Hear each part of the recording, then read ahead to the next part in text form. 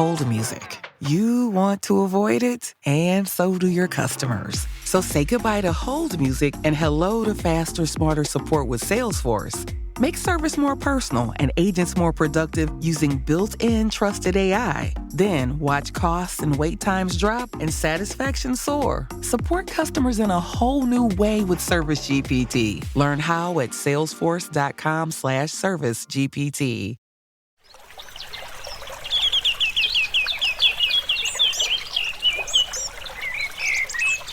Welcome to Nature-backed podcast of Single Earth. My name is Tarmo Virki, and in this episode we are talking with Max Bauchau from startup Wise Guys.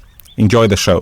Hey there, I'm Merit. I'm the CEO and co-founder of Single Earth, and we are building a nature-backed currency to empower you to fight against climate change and biodiversity loss. Sign up at Single.Earth and be among the first to switch to a truly sustainable, nature-based economy. And don't forget to join the discussion around climate change and biodiversity loss on our Discord channel. Enjoy the show. Hi Max, welcome to the Nature-backed. Hi Tarmo, great to be here. Thank you for having me. Tell us a little bit about your background, what you have been doing, and I know you're these days involved also the startup Wise Guys sustainability program. So let's dig a little bit deeper to the background. Yeah, sure. So I'm originally from Belgium, based in Denmark, and I've taken the role of general partner at startup Wise Guys earlier in 2021, and I take care mostly of the sustainability program that we have in Copenhagen and all the investments that we're making within sustainability. And your personal background, in addition to Belgium, what else have you been doing? So I left Belgium quite early. I felt that the country didn't have the infrastructure for the things that I wanted to do. And therefore I started going south, worked in Paris for a coconut water brand. That was a really fun, coming from New York, that was a really fun small startup project that was launched in France, and I think now the progress has been tremendous. And then I continued going south. Ended up in Spain, in Barcelona, to take an MBA. Eventually met my wife, and then we decided to move to London. And I started working for a startup at the time within money transfers, so a financial technology startup, where I joined a team where we were a rather small team of 40, 50 people, and we received a lot of investment from California and from Silicon Valley. And therefore, the company went on a complete crazy growth where we managed to, over the course of 5 years, to become a unicorn, hire over 700 people. And that's the time where I left, because my heart lies with startups. And therefore, I wanted to continue going into that route and continue working with smaller structures and passionate founders. Mm-hmm. The sustainability program at Wise Guys, it's been batch 2 or 3 these days.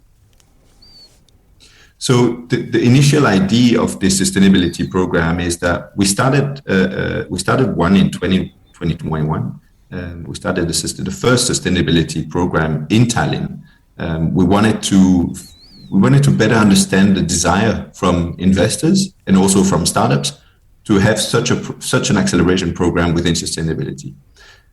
Looking at the success of this program, then we decided to continue and create a program that was more permanent, based in Copenhagen, and that was focused on sustainability. And when we understand sustainability, which is a rather large and big word that includes a lot of different things, where we see sustainability is where there is an impact on CO2. So we have to either reduce CO2 or have a complete drawdown of CO2. And the program in Copenhagen is really much focused on the CO2 aspect, and even more precisely within food, agriculture, biodiversity, and forestry. Okay, so relatively kind of targeted niche. Yeah, exactly. We believe that Denmark is a fantastic sandbox for those kind of companies. We have some very large companies that are active within agriculture and food in Denmark, and therefore creating new innovation can really be a great sandbox for those companies to create, to partner with those larger companies and to really figure out what's the best way to approach this or this client, and how to create a sustainable solution that really has an impact on the world. Taking carbon as the kind of the key, maybe philosophy or the key thinking there, I can see the merger with the food and the agriculture, most likely focusing on the non-animal based foods, right? Exactly. I think that there are many reports. We like to look at the Drawdown Research project that is out of the US, and that is really listing food and agriculture as a top CO2 emitter. And so it represents, according to different studies, around 24-25% of all CO2 emissions in the world. So this is a segment that needs to be tackled, that needs to be worked on, and that has also easy access to solutions with a low amount of hardware components. When we look at energy, it's a complete different system where larger players can really do a lot. We have Ørsted in Denmark that is doing a fantastic job on this aspect, but that requires a lot of cash and a lot of hardware components within that specific industry. So focusing on agriculture and food is something that really has a direct impact on carbon, and that we can really leverage from small-scale solutions. And kind of the low initial investment to get things started.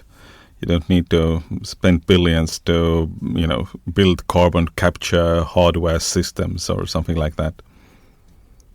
Yeah, exactly. I mean, our initial investment deal is fairly low. We invest 80,000 euros for up to 9% equity into the companies. And if you look at a company that really is doing carbon capture, then certainly that 80,000 is going nowhere, unfortunately. So what we want is also to leverage the amount of investment, but especially all the teachings, all the learnings that we can give the startups during the program to grow their sales, but also grow the impact.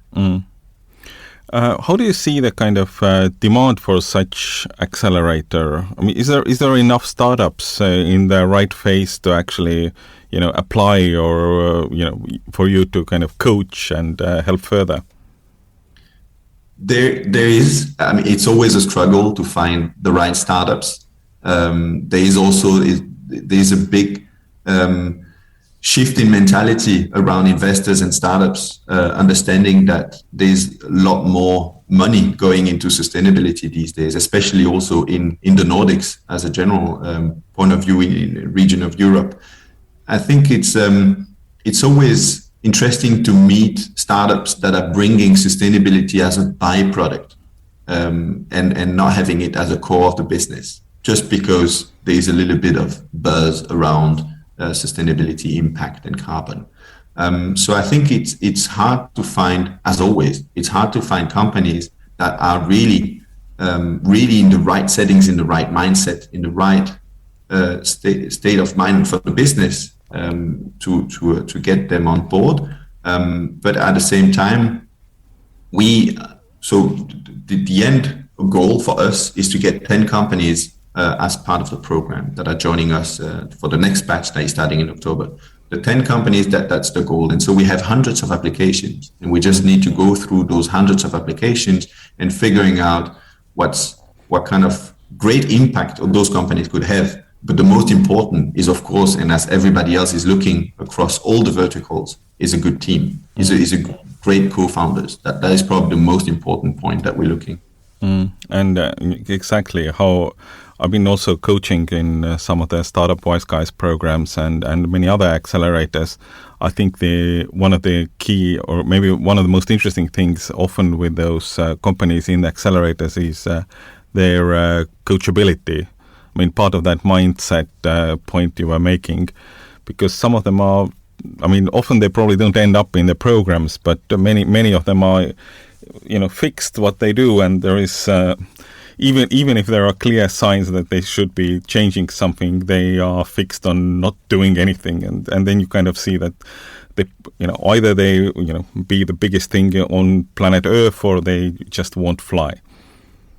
Yeah, exactly. I think there is what we see. It needs to be win-win. So it needs to be a win for us, of course, from a financial perspective. Otherwise, we wouldn't survive. But it also needs to be a win for the founders and the company, of course. If there's no way we can coach them, then they can't leverage on all the teachings we give them. So that would be a waste of time on both parts. And there's a fair amount of cash that is available for true sustainable companies. So it's not like we are unique in this way.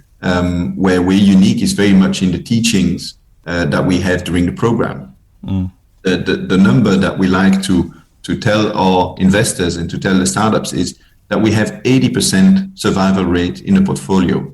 So that really means that either we are selecting great companies or either we're doing something good during the accelerator. And I strongly suspect that we're doing something good on both sides. So having a win-win is definitely something we're looking for. This is definitely the philosophy of Startup Wise Guys. And 80% put into perspective, also volume-wise, I don't know, hundreds or thousands team these days. This 80% on, it's not like 8 teams of 10 have survived, but it's probably more like 800 out of 1,000 or... It's more in the range of 8,000 out of 100. Now we started in Estonia in 2012, so we're celebrating our 10-year anniversary this year in 2022. Yes, and we've invested in more than 300 companies. Okay, but we're accelerating. We have an exponential growth right now because we are going to invest in about 100 companies this year alone. So it means that we're just ramping up the numbers, really discovering new startups, developing new verticals. And the sustainability program is part of this diversification of verticals that we have across Europe. And so having 80% survival rate in the portfolio really means that all these companies are going to eventually exit. Some of them are on the path to become complete unicorns. But some of them are also having steady businesses, steady growth. They're going to go into these hundreds of millions valuations, and that is completely fine. We don't need having 80% of the portfolio doesn't need to be 80% of unicorns. What we want is also having steady businesses that are really bringing impact. And now very much more specifically on sustainability, to have those businesses bringing a real impact on the CO2 and onto this world. Cool. Very, very cool stuff. Talking a little bit, why Denmark? I mean, you kind of touched up on it a little bit with the availability of the companies in this sector, but what else? I mean, I'm seeing a lot of also kind of green tech or climate tech funds popping up in Copenhagen and Malmö, and in that region. Is there something kind of bubbling under the surface in the area? I mean, it is no surprise that Scandinavia as a whole is really one step ahead of the rest of the world regarding sustainability. So there's a lot of the mentalities are already changed here. Investments is going towards sustainability, is going towards impact startups. And based on a study that was made by Danske Bank, is Scandinavia has the most capital going to sustainability startups than to other startups. So there's a really big opportunity here in Denmark and in Scandinavia as a whole to really create companies and founders that can really change the world. Now we're taking this Denmark ID associated with a Startup Wise Guys identity and motto, which is that we're investing in underserved markets. So what we want is to bring the good companies and the good talents coming from mostly Eastern Europe and to bring them to Copenhagen. That means that we're going to take all those talents and we're going to bring them to a world where people are already one step ahead and therefore really want to embrace those new solutions. So instead of having only Danish solutions for Danish market, we want to bring international solutions for Danish market. And then accelerate them from here. Is this program starting in October? Is that the first one in Denmark, or have you had one in Denmark already? We had one in Denmark that started in January. Okay. They graduated in May, So they are also fresh out of the accelerator. But we still want to continue, and we still want to continue our expansion and getting 10 new companies with a new batch starting in October. How did it go? I mean, in the first Danish batch, was it all companies doing plant-based food, or what was the kind of range of the companies in the batch? So we've had a wide range of companies. We have, of course, companies within food and agriculture. We have companies within biodiversity. We even had a company that is active within energy management. We felt that the company was too awesome to let him go. And therefore, we really wanted them on board. So it went really well. We had 9 companies, one investment in direct, because we felt that the company was too mature and too experienced to join the accelerator, and that would not have been a win-win, as I was speaking earlier. So we had 8 companies in the accelerator and 1 outside. And out of all those companies, I think they all, of course, they're still surviving. They're all performing at different levels. I think it's also a bit early, since they graduated in May. It's still a little bit early to say which one is gonna outperform the rest. But we have some interesting cases. We have one case, one company that is called Sensigrass. It's a startup that is helping farmers and companies to reduce chemical fertilizer usage. So they have some kind of a soil intelligence platform that is using sensors and artificial intelligence to give recommendations to the clients.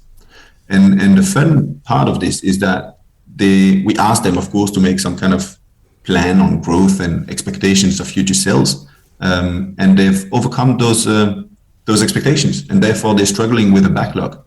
So they have too much sales, and so they're also seeking help onto figuring out how the heck they're gonna manage all those sales and all those clients coming their way. So I think it's great to see that they really need to hire people, and they work around the clock in order to satisfy the demand. But for the underperforming companies, they're also working around the clock in order to ramp up their sales. So it comforts us into the idea that we probably invested in the right founders, the founders that are really dedicated and motivated and continue to work hard in order to deliver those good solutions. I mean, it's a most beautiful positive program or problem that there is too much demand, right? Yes, exactly. It's a bit strange, but we hope to happen for all our companies. I mean, let's be realistic. It can't be all of them, but with a bit of 80%. Yeah, a bit of work, and it can help, of course. Is there any kind of do you have any kind of accelerator-wide sustainability program, or I don't know, the ideas, or how the Wise Guys programs across Europe could be more green? It's a good question. I think that from the accelerator perspective, we're doing our best to create this new idea with new mentors to really help the startups having sustainability at the core of the business. From the investment perspective, there are new regulations that are coming now from at the European level, especially within the EU taxonomy, which is this new language around sustainability and impact that is trying to get rid of the greenwashing that many companies are doing. And so from that perspective, we believe that we want to comply first with those new regulations, and we believe that this is going to help the entire industry to move towards a greener and a more truly sustainable investment platform. I think, the quarterly reporting requirements of the ESG things and all these things are kind of nice additions to the investors or the funds. Yes, that is true. I think ESG can be taken. It's a step in the right direction. That is for sure. But it should be taken with a pinch of salt. Many companies have to report on their ESG, of course, but sometimes we see some strange developments of this new kind of ranking or metric that people are using. I think this Elon Musk was recently complaining about the fact that Tesla was not part of the S&P 500. ESG index, but 6 oil companies were part of it. And so how do you rank an oil company higher than Tesla, who I've not been digging into it, but that seems to be strange on the surface. Very, very much so. I think the challenge is that with classical accounting, you have all the rules and regulations in place, basically how you count for every euro. With ESG, there is just a framework of which is aiming for good, but all the nitty-gritty details are up to most of the companies themselves. So while the idea is beneficial for the industries across the globe, the challenge is that if you implement things in a greenwashing way, you can create anything you want under the ESG umbrella. This is indeed a little bit of the issue. I think it's becoming a game that some companies are playing and try to. Of course, you need to rank high because mutual funds and other large equity funds will be looking at these ESG reports and ESG rankings. So they will have to comply with this. But as I was saying, I think it's a step in the right direction anyway, because they all start to report on this. So instead of looking at the ranking, I think it's really interesting, and I personally do, is look at the actual report of the ESG and look at what exactly do they report. Mm-hmm. I think that's a very interesting way to look at it alongside the financials, of course. Mm. In one of the previous podcast episodes, we came to the conclusion that probably one of the best business ideas is to launch a greenwashing consultancy. In the startup world, it could be called Greenify, right? And maybe apply for the next Startup Wise Guys sustainability badge. That would be quite interesting. I think this is. We have a lot of companies that are already trying to measure and understand better all those sustainability angles that the companies are taking and what kind of impact they're doing. Most of them are also trying to report heavily onto this new EU taxonomy. Mm-hmm. So that could be linked with that. But it's a hard job. It requires also a lot of companies to start disclosing all the activities. And so far, I see the European Union as being a leader within that field. But the rest of the world still needs to follow through. And that might take a little bit of time. Mm. What's your take on how this world situation is changing the whole sustainability landscape? From one end, we've seen some of the investment markets slowing because of markets crash and the war and so on in Europe. From the other end, I'm hearing that sustainability sector is something which is, even if there might be some dents on the road, eventually it has to be the one where the most money will be flowing anyway, because otherwise there will be no money anyway in the end. It's from a global perspective, it is really troubling. I think that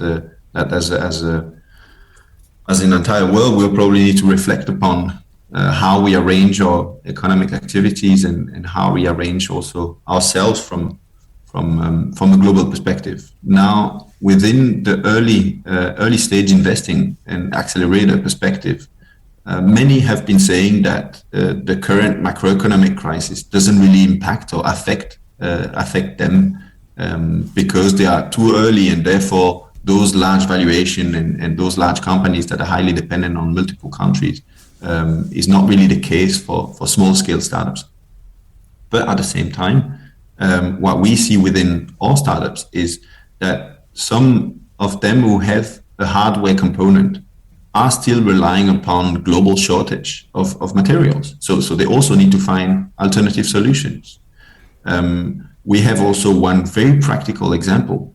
We've invested in January into a company out of Ukraine that is doing recyclable materials within packaging. And so it's a matter of figuring out, it's less a matter of business, it's a matter of where the founders are going to go. And therefore we also created some kind of a crisis team that was trying to help all those startups that we invested in Ukraine to relocate if they wanted to move away, or to find alternative ways of doing business if they wanted to stay in Ukraine. So that's a very practical example. And now we see quite recently that the Y Combinator, who sent this very famous letter to all their startups saying that they should beware of the new financial crisis and economical crisis.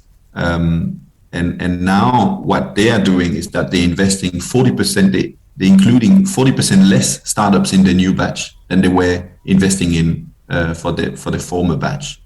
So it also means that economical crisis is affecting us at different levels. But also the further we go into that crisis, the more we see the impact and the repercussions it has onto small scale businesses and small startups. So we hope for the best, and we are monitoring all our startups very, very carefully. But only future will tell what actually the impact has been. I met this Ukrainian startup you mentioned at Latitude 59 in Tallinn. They're doing some amazing stuff.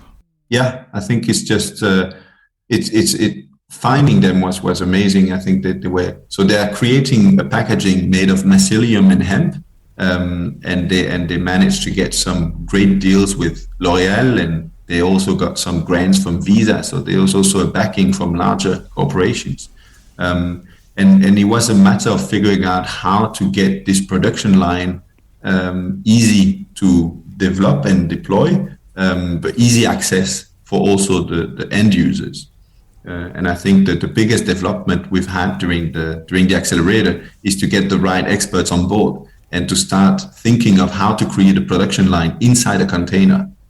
So instead of having a large production line that has some kind of specific location in a plant somewhere in Ukraine or somewhere else, at least we could bring this into containers and bring this container straight to the factory where the packagings are needed. And so we decrease also the amount of time that the packaging is in transport, avoid the transportation of empty packaging, which is probably worse, and therefore the CO2 aspect can be a little bit random here.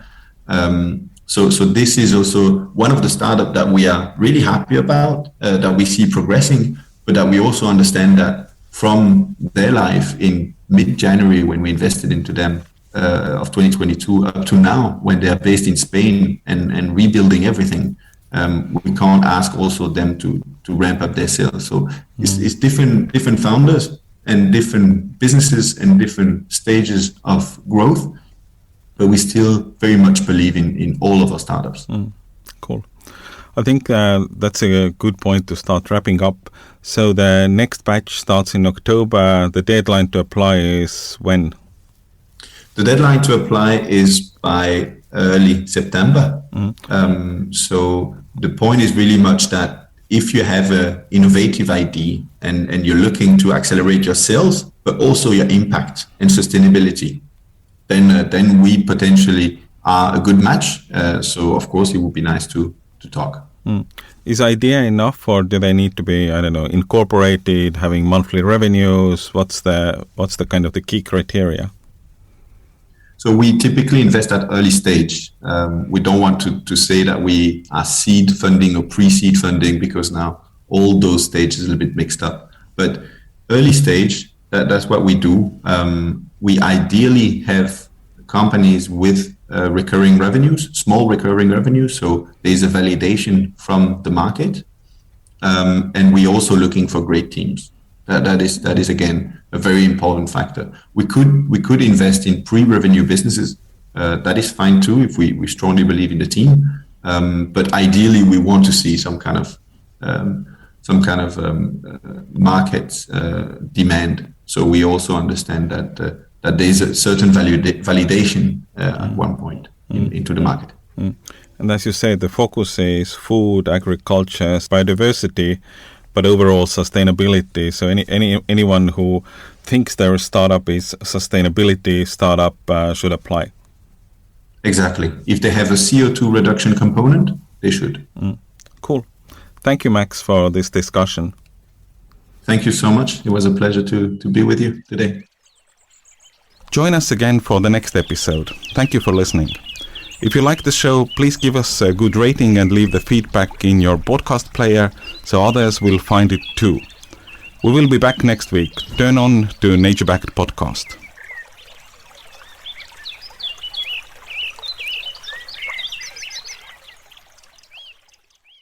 Hey there, it's me, DC, and I want to tell you about the Hard Rock and Metal Station, heard as part of the Autolus Radio family at Autolus.com. What do we play, you ask? How about Five Finger Death Punch? Slipknot, The Who, Pantera, Godsmack, Slayer, Disturbed, Attila, Korn, Beartooth, Ghost, Fear Factory, Metallica, Breaking Benjamin, and so many more. Hear us on the Autolus app or at Autolus.com/rockcast. Are you a fan of classic cinema or a young person who wants to discover the best films of all time? Do these legendary movies still hold up? On the Generation Film podcast, two guys who grew up when movies dominated the culture share a great film with a panel of young movie lovers and see how it plays for today's generation. We discuss changes in storytelling styles, representation, The making of each film, its initial reception, and how its meaning has changed over the years. Join us as we explore cinema classics across generations on Generation Film. Electricast.